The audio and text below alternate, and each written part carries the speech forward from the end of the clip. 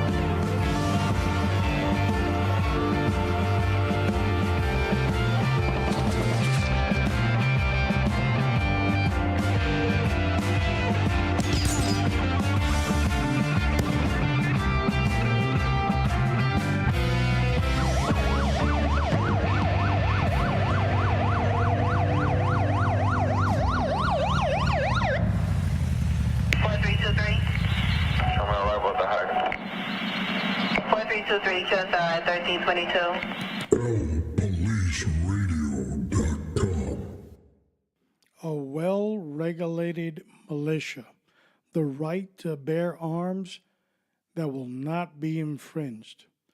It's been a controversial amendment, never touched by a Supreme Court, never. All the other ones have been kind of tweaked here, tweaked there, but not the Second Amendment. Why? Well, what is a regulated militia? When the author wrote the Second Amendment, it was intended for George Washington to create the militia. So there was a different purpose. According to scholars, it's been a controversial amendment ever since.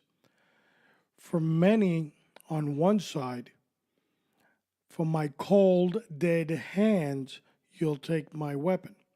From the other side, no one should have weapons. Maybe not even the police, if that sounds crazy. Well, somewhere in the middle, we currently reside. So we're going to look at this very important issue. This podcast episode hopefully will do an hour, but it might not, because that's how important this topic is. But we are going to do our best to try to wrap it up within an hour, but we're never promising anything. The Second Amendment. A lot of people will die for it. A lot of people hate it. Love it or hate it, it's here, and it's something we have to deal with. We're specifically bringing up this subject on the podcast because of the school shooting in Broward County, Florida. And we do know that there is a ban, or an attempted ban, on AR-15s. I'm not going to use the media slogans if you were thinking I was going to use a media slogan. Currently, the state of Florida, they opted to arms teachers, which is controversial for a lot of people. 2, they agreed on mental health at the schools. But the third option of a ban or a limit on AR-15s, at least in the state of Florida, the legislation did not approve that, and it did not go forward.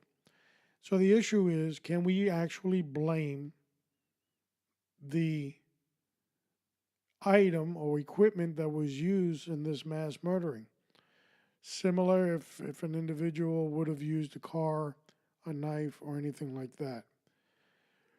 Now, what they did do in the Florida law, they increased the age limit from 18 to 21. My personal opinion on that is a hypocritical one.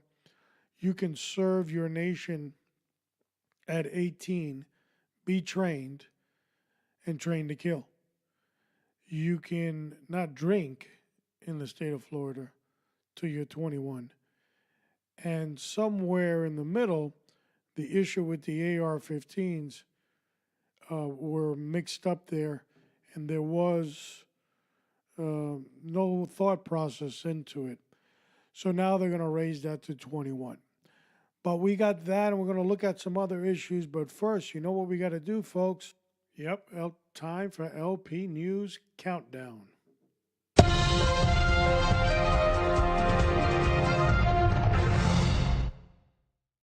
Now we've limited our news articles to 3 because we got a lot on the agenda. So let's start. 1. Our first news story is an ongoing story over at Rikers Island, New York City. Mayor Big Bird wants to close down the city jail system, and who knows what he wants to put in its place. But an article, and this has been raging on for quite a while, and it's starting to take up steam again. And basically, what they came up was, as of January 1st, there are 8,705 prisoners in the city jail, 6,793 of them on Rikers, which is an island that houses 9 jails. December was the first month in 3 decades that the average daily population was below 9,000. There's a systemic change underway in New York City, said Elizabeth Glazer, director of the Mayor's Office of Criminal Justice. God only knows who she is. As she stood in front of the detention center Tuesday, it's not just that crime is down. We have the lowest incarceration rate of any big city. New York City's incarceration rate is 167 per 100,000 people in 2016. They try to impress you with the baloney numbers. Okay? The soon-to-be shut-down jail is currently half full with 580 inmates. It's one of the 9 jails that they have there, representing an 8.5% of total of the population. It was selected for closure this summer in due part due to structural issues like broken cell doors and sewage problems, Glazer said. Does that tell you everything? It's broken cell doors. Yeah. Not like a liberal proactive in law enforcement. So this is going to be mind-boggling because they're closing down Rikers Island. It's been there forever and a day. It's falling and freaking apart. It's sinking in the middle of the freaking river. And they have to come up with another solution. So they've come up with, well, we can have other little jails all over the city. You want to talk about a cluster?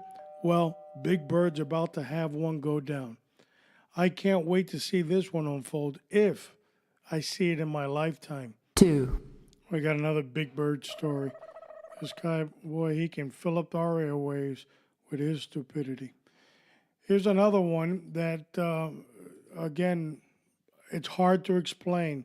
But Mayor Big Bird gripes about rules barring spouses from being paid a gig in the government. And he's basically talking about his own wife. Mayor Bill de Blasio, a.k.a. Big Bird, on Wednesday said it's unfair for his wife can't legally get paid for work she's doing as First Lady because of nepotism rules common throughout the country, which is asserted affecting women more than men.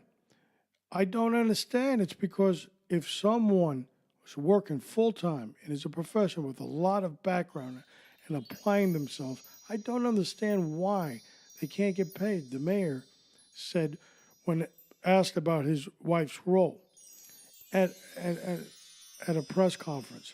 She works full-time. It makes no sense to me, but that's the reality, he added. Are you listening to this? She can't get paid, so she's doing it volunteer, and she's doing 110%.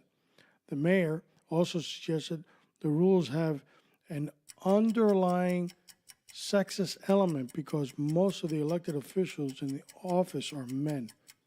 Are you listening to this crap? Are you paying attention? Huh? This guy's a runaway freaking train. 3. All right, it's the ongoing saga of the high school shooting in Broward County. And the captain that gave the standing order is identified. And it's basically, she ordered that a perimeter be set up. So the Broward County Sheriff's Office has identified that the captain who, according to sources, directed responding deputies to units to stage or form a perimeter outside the high school instead of rushing immediately into the building as the mass shooting unfolded there. Multiple law enforcement and official sources said the commands in the initial moments after the scumbag allegedly opened fire would go against all training which instructs the responders to go until the shooter is neutralized. As law enforcement arrived, the shooter identity and exact locations was still unknown. So basically, the captain gets on the airways and says, set up a perimeter. Now, that's not the protocol. The active shooting protocol was changed right after Columbine to engage the shooter, limit their movement, limit their casualties. No time for setting up perimeter. Well, Dinky Breath here, she all of a sudden, she didn't get the freaking memo. She's been asleep all this time. There's a school shooting, and she says to set up a perimeter. Now, the jury's still out on the sheriff, but he talked about such great leadership that he's provided. Well, my issue with this is, really? Your command staff is not connected to current trends and training. That says everything about your leadership. And this one's a product of Fort Lauderdale that came over there with him. So this is the bunch of apples he put in the basket. All right, folks, that wraps up our news segment. I can't wait to get into the mix.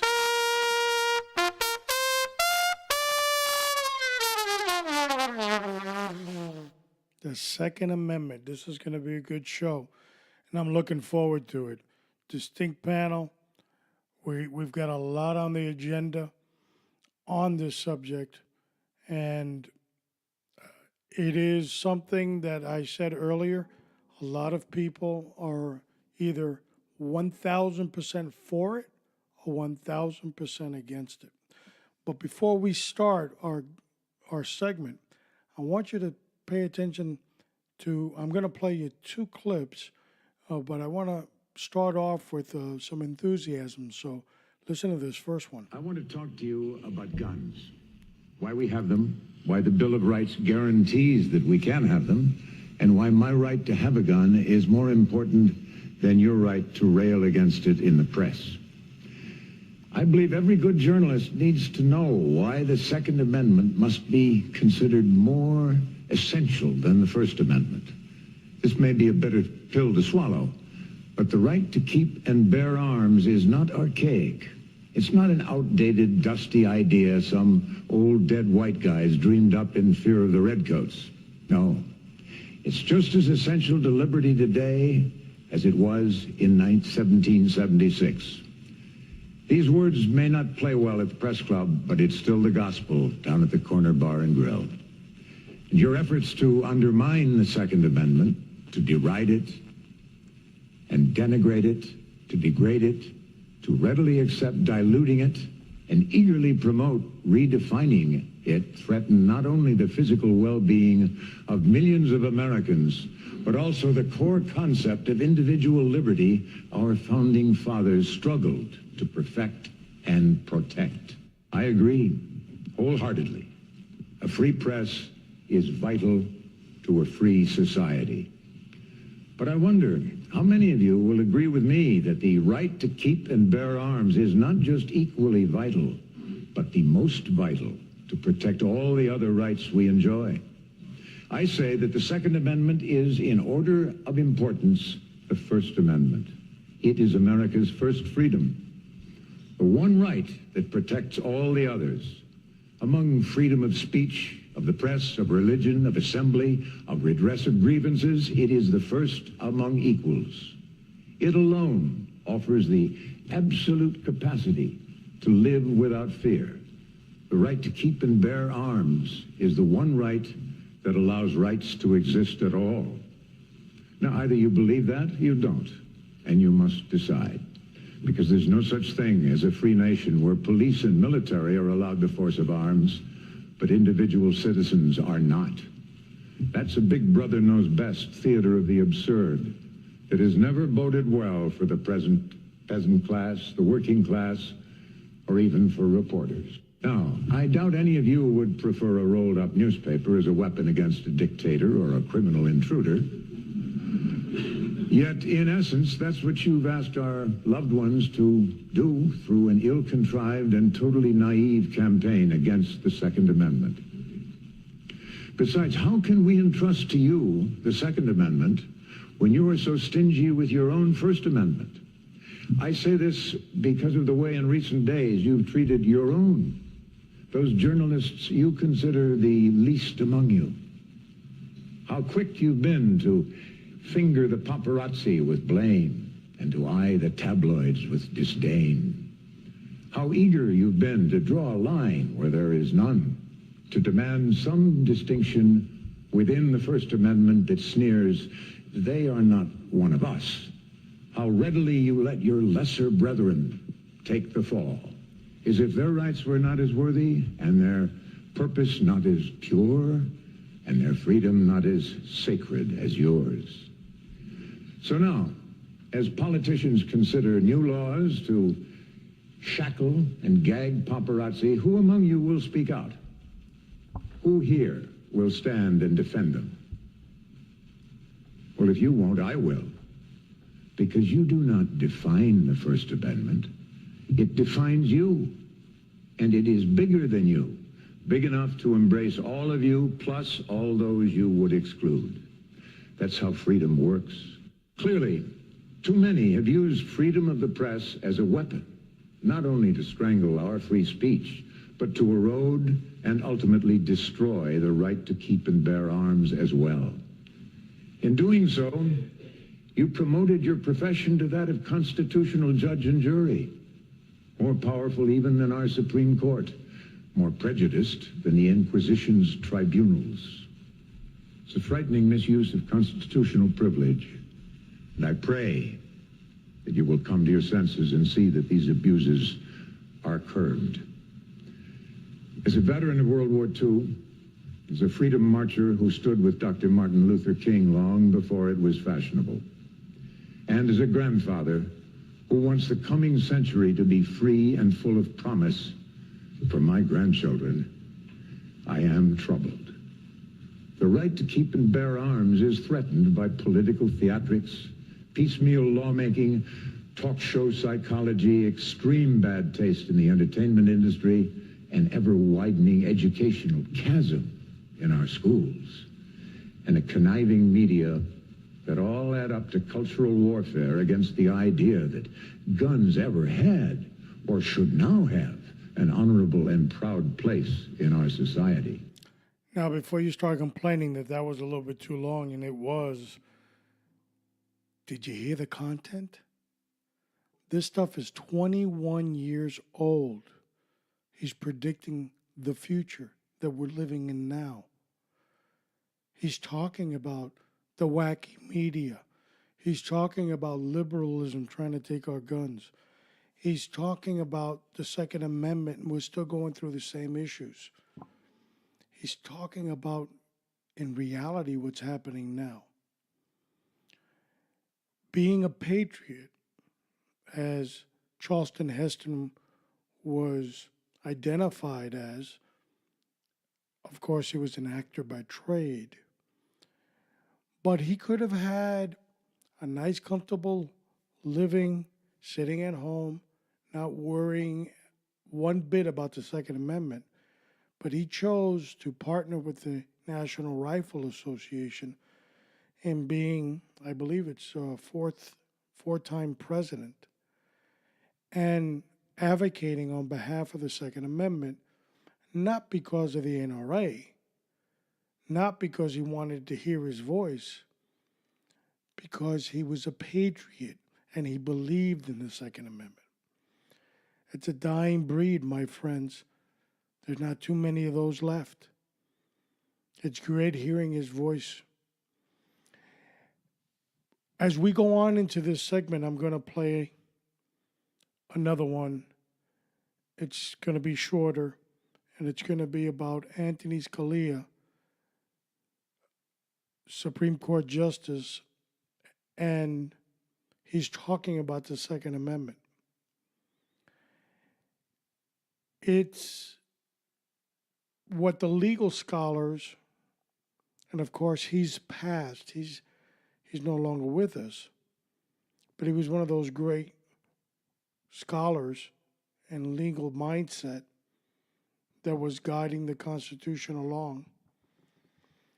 And we're going into some scary waters now because we don't know what's going to happen.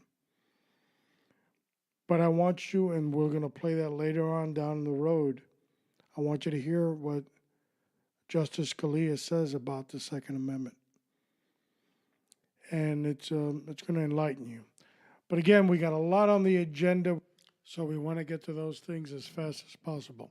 Now, we've made a little bit of a change, and on our next podcast, or episode number 27, I'm going to speak a little bit about the change. But for now, we're going to have, the intro is a little different. As you notice, we kind of have like an introduction to what we're going to talk about. Then we do our intro. We talk a little bit about the intro. We go into our news feed, and then we talk about the main substance of the show. Then we're going to have a small segment called the Training Tip. It's about 5 minutes long. We're going to talk about 09 training concepts, the conversation, the next podcast, and we're off to the next episode. So that puts a lot of stress on the microphone here, but we can accomplish all things through He who strengthens us. Now, before I play the last clip on Supreme Court Justice Antonin Scalia and one of the comments he made about the Second Amendment when he was alive, everybody, of course, every American has a genuine opinion as to the Second Amendment. And it boils down to two things. You're for it or you're against it. Now, I know that there are some people that say, well, you know, I own a gun and I also believe that we should limit. Well, then you can't be on both sides of the fence. If you own a gun, do you allow other people to have guns? So you're either for it or against it. The elements, if you're for it, we'll talk about that. Or the abolishing of it, that of course would be controversial, but we can look at that. But you can't be on the middle of the fence there. But every American's opinion is a cherished right, and we are not challenging that. We're not saying that they're wrong what their opinion is, because thanks to the bravery of many in this country, you have the right to that opinion. But what we're looking at is what the law says. What exactly is the Second Amendment? A lot of us, we talk a lot and we pound our chest as to it's a God-given right. Well, God never told us about the Second Amendment, so I don't know where that came from. But they are rights, and there are interpretations of rights. And in listening to this article and doing a little bit of research, I found out that Supreme Court Justice Antonin Scalia, being a tremendous legal mind, was of an opinion. And you have to first understand how they come up with their opinions. Well, your opinions, and there's some other articles and speeches that he's given, and I'll post those on lpoliceradio.com on the show notes, where he's basically says that a judge's opinions are not a political one, they're one based on the interpretation of the Constitution. So there are two items that Justice Scalia talks about, and one of them is textualism. And what that is the justice looks at the text of the statute. Nothing more, nothing less. Doesn't want to hear the political jargon. He doesn't want to hear somebody spin on things. He wants to read, or she wants to read, the text. And based on that text, they will come up with a definition or a ruling. Then there's originalism. And originalism basically is talking about the original meaning of the text or the statute. Now, what exactly was in the mindset at the time that that was written did they mean? Now, what's important, and you're going to hear Chief Justice Scalia on this small clip, he's basically going to say that the mindset, and you got to pick it up when he's talking, of the founders of this country when they wrote the Second Amendment was the right to bear arms. That means you have to physically carry it. So they were not talking about a cannon, and you'll hear him say that. But then he'll talk about how do you now look at bear arms in today's society. How do you do that? The reason this is important, he's no longer with us. He was the deciding vote on the Second Amendment issue. He was one of the greatest legal scholars on the Supreme Court. And now he's gone, and he's been replaced, and many of them that are at that statute have said you can't replace him. So how he comes up to this type of decision up to now is going to be weighed heavily on any Second Amendment challenge in the Supreme Court. Now, the reason I bring this thing up is, again, we can all have opinions, but we have to see what is this statute. What exactly was the meaning of the statute? And from there, you form your opinion.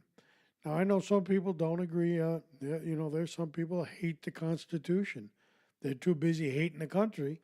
They don't have time for the Constitution. So none of this is very good hearing to their ears.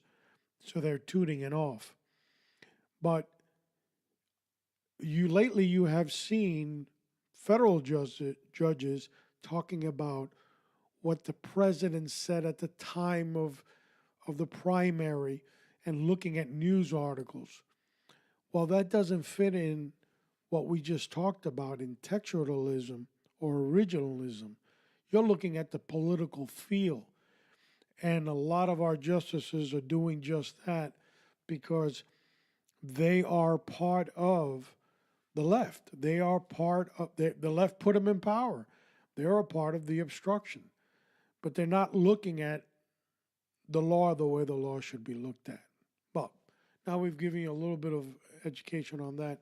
Let's spin into the little clip with Antonin Scalia. News right now with the massacre in Colorado, and that is gun control. You wrote in 2008 the opinion in District of Columbia v. Heller, the majority opinion that said the Second Amendment means what it says. People have a right to bear arms. Question, how far does that constitutional right go? Can a legislature ban semi-automatic weapons, or can it ban magazines that carry 100 rounds without violating an individual's constitutional right to bear arms? What the opinion in Heller said is that it will have to be decided in future cases what limitations upon the right to keep and bear arms are permissible. Some undoubtedly are, because there were some that were acknowledged at the time. For example, there was a tort called affrighting, which if you carried around a really horrible weapon just to scare people, like a head axe or something, that was, I believe, a misdemeanor. So yes, there are some limitations that can be imposed. What they are will depend on what the society understood were reasonable limitations at the time. There were certain location limitations. What about these technological limitations? Obviously, we're not now talking about a handgun or a musket. We're talking about a weapon that can fire 100 shots in a minute. We'll see. I mean, obviously, the amendment does not apply to arms that cannot be hand carried. It's to keep and bear, so it doesn't apply to cannons. But I suppose there are handheld rocket launchers that can bring down airplanes that will have to be it'll have to be decided. How do you decide that if you're a textualist? Very carefully. My starting point and probably my ending point will be what limitations are within the understood limitations that the society had at the time. They had some limitations on the nature of arms that could be borne. So we'll see what those limitations are as applied to modern weapons. Do you see how important this is going to be? Do you see how important voting is? If enough Americans vote for the wacky left, the communist left, the socialist, you're not going to have a spitball machine to work with. You're not going to be allowed anything, but the government will. And you know historically how that's gone for various societies where the people were not armed and the government was. So it's so important. The government has the ability and the right constitutionally to limit. So there's nothing wrong with limiting.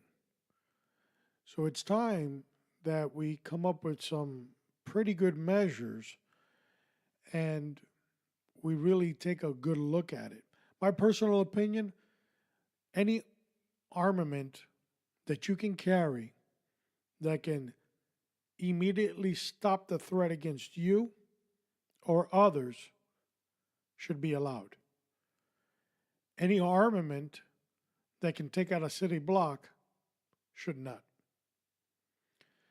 And in between all that, there's a fine-tooth comb with a lot of idiots in Washington that have never managed anything, never done anything, and the only achievement they have in life is to sit in a freaking chair in an office in Washington, D.C. Freaking scary. But those are the cards that we're dealt with, and those are the issues at hand. So the Second Amendment, the right to bear arms, I'm a supporter, 100% supporter of it. I believe that citizens should be armed, lawful citizens. They should be well trained with it. That's the militia aspect of the clause. And they have to be responsible gun users. Like I've said, and I'll say it again on this show, the wacky left, the communist left, have instructed their lawyer followers in citizen shootings or police shootings, sue. And I'm not talking about the girl. Sue, sue, and sue again. Because they're trying to scare the civilian population. Now, if you get sued and you get into that compromise, you're going to have to hire a lawyer. There's a lot at stake. Your home, your family fortune, a lot of things. So there is insurance for that type of thing. I'm not pushing insurance.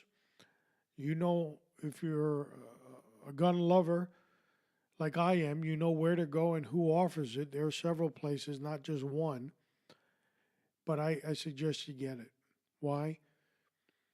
You never want to have hesitation of pulling out a weapon and shooting it because you're afraid you're going to get sued, but you might end up dying.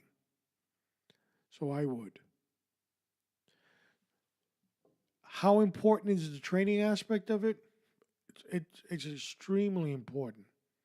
Because imagine you pull out the gun and you accidentally shoot the wrong person.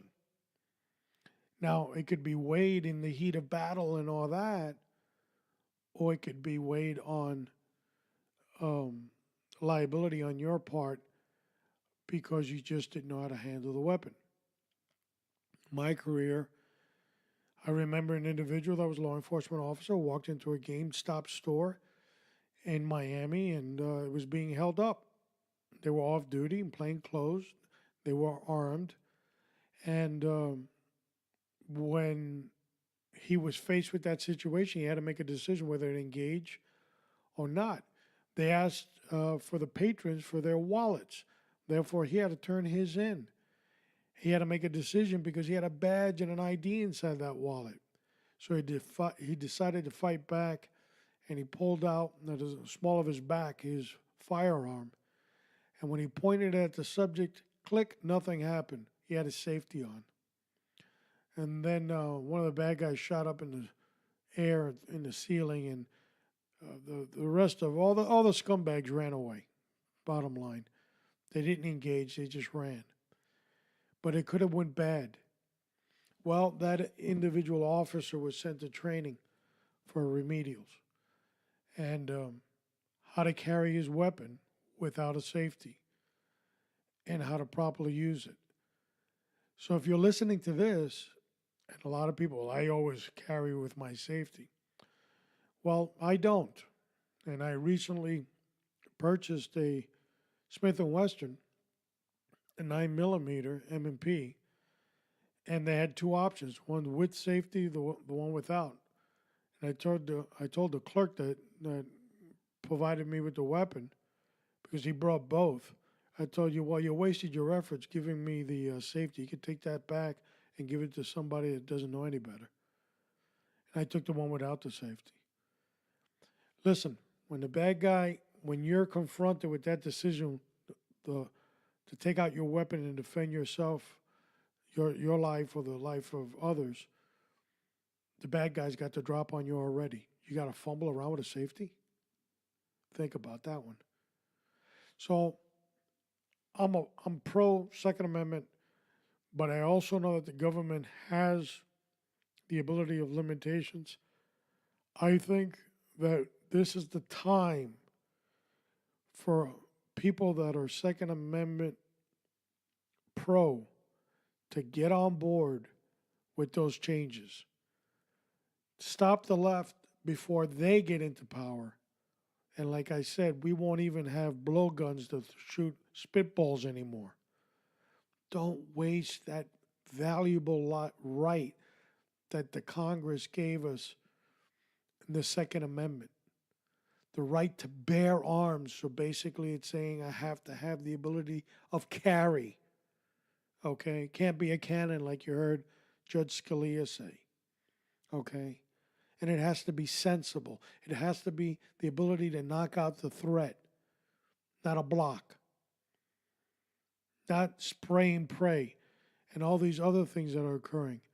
The government sometimes leads us on some paths that cause mass destruction because it's good for the narrative in the future.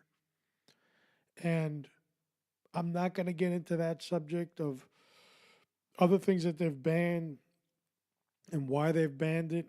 Listen, if it doesn't stop the threat, if it doesn't have a minimal casualty rate, which is very hard to decipher what weapons will have that and what won't, because it's based on shooter's ability, it's based on a fluid and dynamic situation.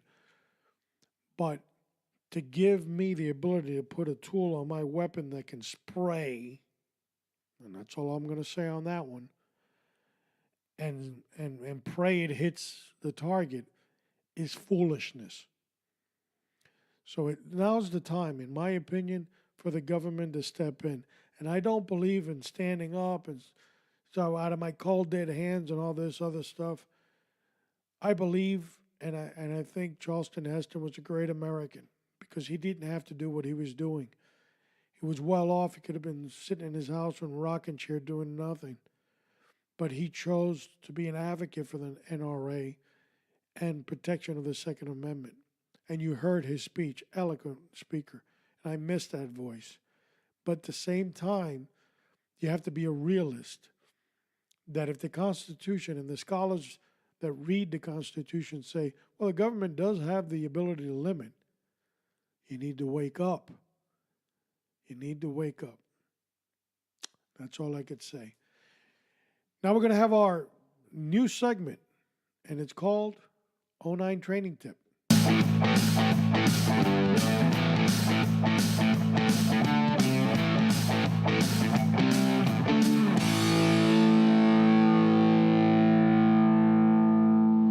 You know, the human mind is incredible. There was a study, and there have been several studies by universities, that as long as a word has the correct letters in place in the beginning and at the end, the mind takes over and basically tells the reader what they're reading, and the word is totally misspelled.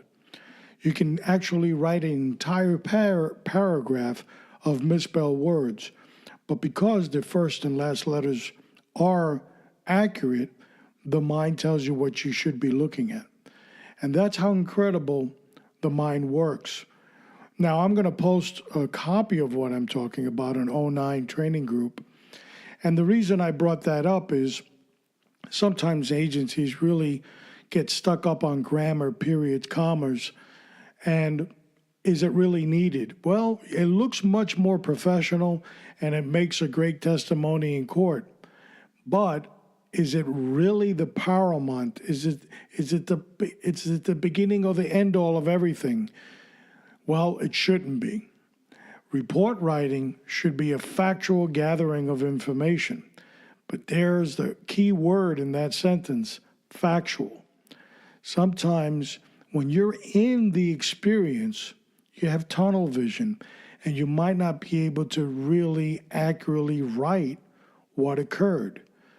Oh yeah, you have a recollection of what occurred because you were involved in it, let's say an actual fist fight or a shooting, but there was a part where the mind took over and you were just focused on the threat. Therefore, you can't really talk about the totality of circumstances and it's entirely accurate, being entirely accurate, but you are a good author.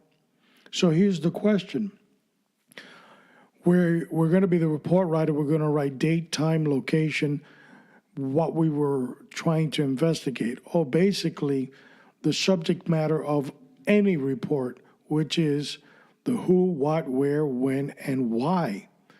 Actually, that came from a journalist, that aspect of investigation, who, what, where, when, and why, and not necessarily police work.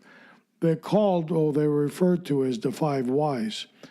And although they're not wrong in any sense, they've been around for many, many years, probably from the early 40s, and we'll list a copy of that.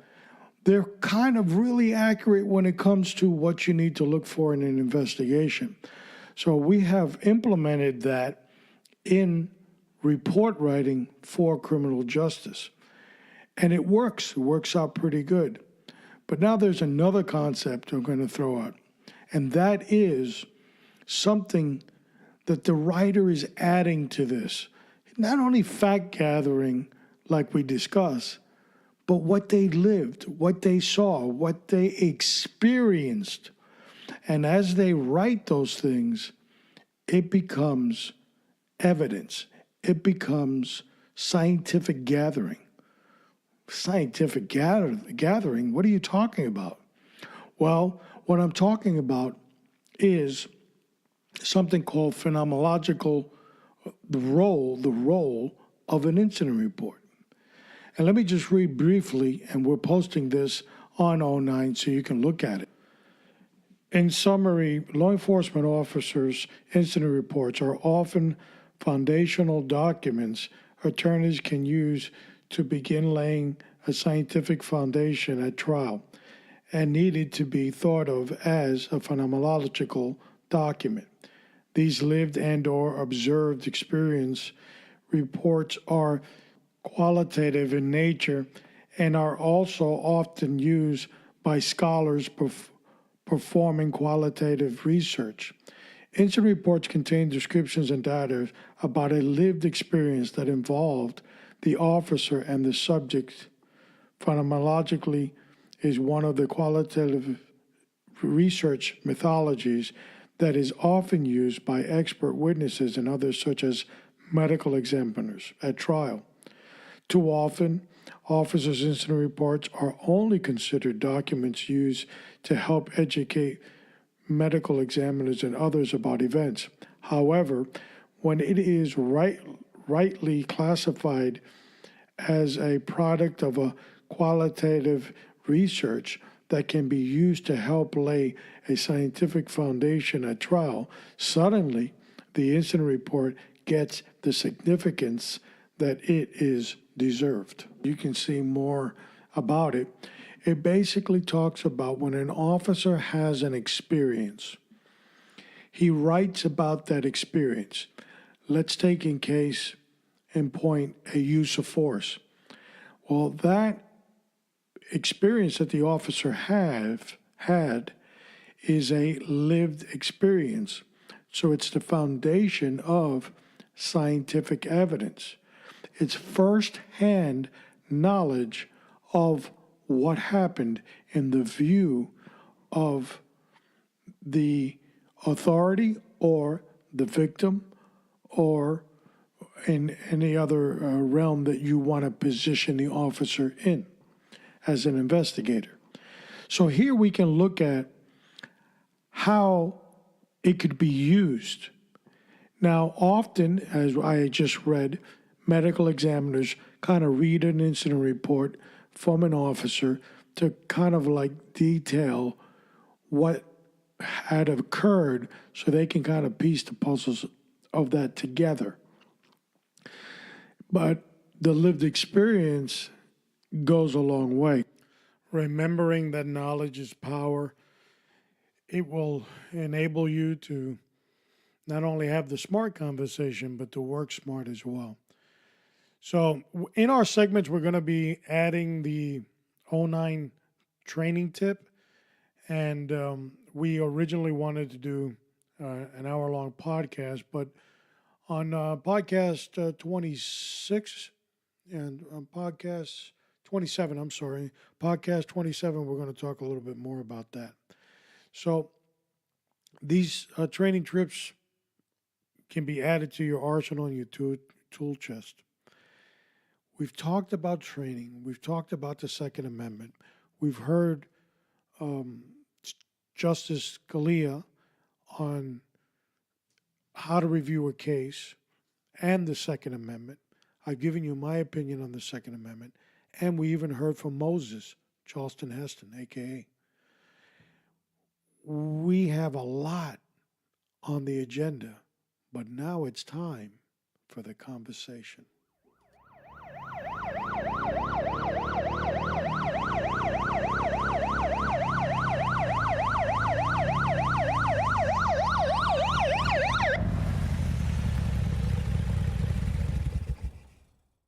The enemy of faith is adversity, fear, doubt. All those things will rise up against you, and it will defeat, if you allow it, your faith. See, faith is the things unseen and the will and hope that you have. When those things like doubt overcome you, they basically defeat and chip away at your faith.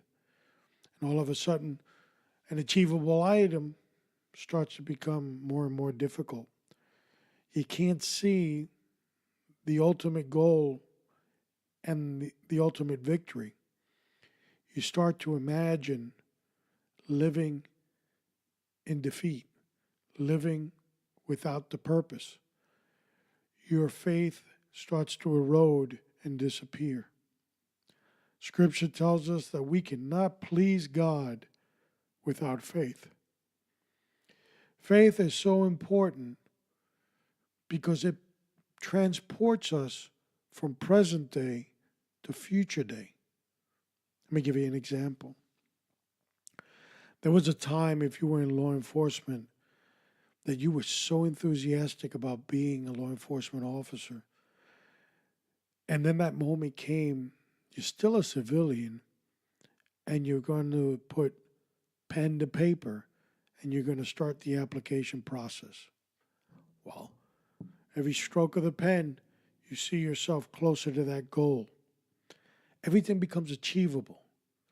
You start to actually daydream about futuristic positions that you're going to have. It allows you to grow. And as you start going through the process, although it's difficult, your faith carries you through that process. You can see yourself in that uniform because it's something that you've always wanted. Therefore, that faith is so amazing in your life, so powerful, that it's literally picking you up and carrying you through this time in your life. Faith has the ability to do so much good for you. You carry that faith, that hope of that goal will be fulfilled, and you'll have your ultimate dream. But then, once you have achieved that dream, now you need to achieve something else. Well, I put pen to paper, I filled out the application, I successfully passed the process, I was invigorated during that process, and now I'm going to the academy. I'm good at some things and I need help on some others, but my faith carried me through this process. And the ultimate goal for me at that time was achieved as they pinned that badge on me. Now I'm off to face the reality of my dream. But wait a minute. That's different from the original dream I had, which was to become a law enforcement officer. And I've just done that. Oh, I don't really know anything other than what they told me in school. But now I have to achieve another level. So now I have to put my faith back to work again. And I have to throw that in my tool chest with all the other stuff, things that I have in there. And I'm going to start building a goal, an objective of where I want to be as I move in this new field. The field that I've chose. The field that I had so much faith that I could accomplish. The field that God allowed me to become a part of. God tells us in Scripture that He has created all governance and everything in it. That means He picked me for this role. Here I am. I'm here. But now for the next 20, 25, 30, 35, 40, 45 years, whatever it takes me, I've got to continuously build on my faith. My faith has to literally pick me up and carry me that length of time. Not just a moment of time, but the entire goal. That faith is going to go through attacks of adversity, of tiredness, of crying, of depression, of not wanting to go any longer. It's going to go through trials of defeat. And adversity and fear, boredom, and everything else is going to start chipping away at that faith. That faith will determine the ultimate goal at the end. Will I leave sooner than I expected? Or will I meet the ultimate goal? Faith is built by your belief on the carrier, on the one that carries you through the faith, and that is the Lord himself. Oh, you can't do it by yourself. I can't do it by myself. You think you can? Well, I'm smart enough and I achieve A's in school all the time, so I know that if I put my mind to something, I'll do it. Technically, you will. But when you went to the academy, you didn't break your ankle, did you? Tear up your knee? Those things didn't happen, did you? Shoot yourself in the foot? No. Because God had mercy. Because of his grace, you achieved that goal that you had. He's allowed you now to fulfill his statute, which is in the text, in the book of Romans, that all governance, chapter 13, all governance is created by God. He's placed you in that role. Your faith carried you in that promise. But how important it is to have the relationship with God to continue that faith, that promise that he gave you, and build your faith and carry you through those 20, 25, 30, 35, how many lengths of years that are ahead. He has to carry you. He has to guide you. He will protect you. But you have to start the relationship. And that starts by recognizing who you are, recognizing what faults you have, and publicly announcing to him, and only him, there is no other mediator, none, through him, acknowledging your faults as disguised as sin, and recognizing that Jesus Christ died for you on the cross. Once you've done that, well, you've got a new silent partner now that's going to be working with you through the entirety of your career, from beginning to end. See, in God's work, there is no coincidence.